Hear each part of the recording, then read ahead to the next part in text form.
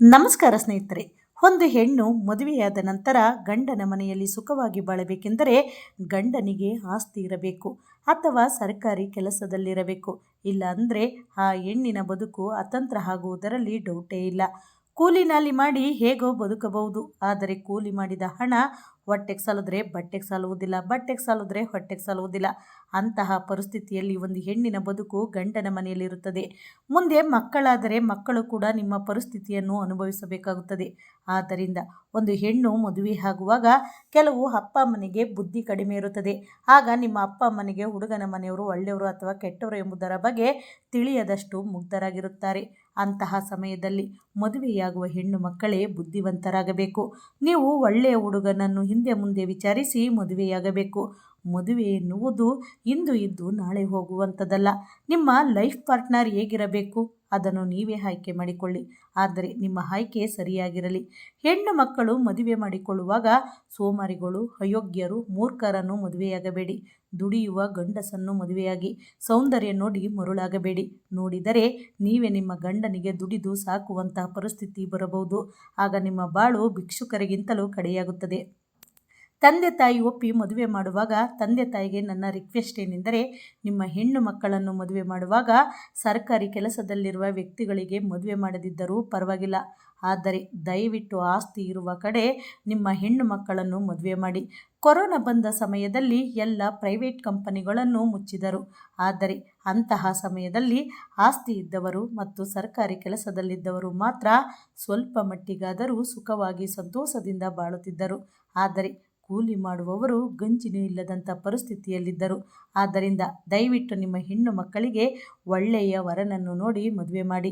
ಇಲ್ಲದಿದ್ದರೆ ನಿಮ್ಮ ಹೆಣ್ಣು ಮಕ್ಕಳು ಗಂಡನ ಮನೆಯಲ್ಲಿ ಅನುಭವಿಸುವ ನೋವನ್ನು ನೀವು ಕೂಡ ಅನುಭವಿಸಬೇಕಾಗುತ್ತದೆ.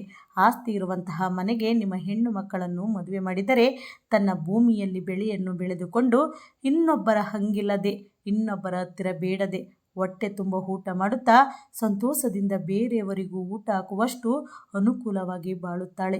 ಇಲ್ಲದಿದ್ದರೆ ಇನ್ನೊಬ್ಬರ ಹತ್ತಿರ ನಿಮ್ಮ ಮಗಳೇ ಬೇಡಿ ತಿನ್ನುವಂಥ ಪರಿಸ್ಥಿತಿಗೆ ಬರಬಹುದು. ನೆನಪಿರಲಿ.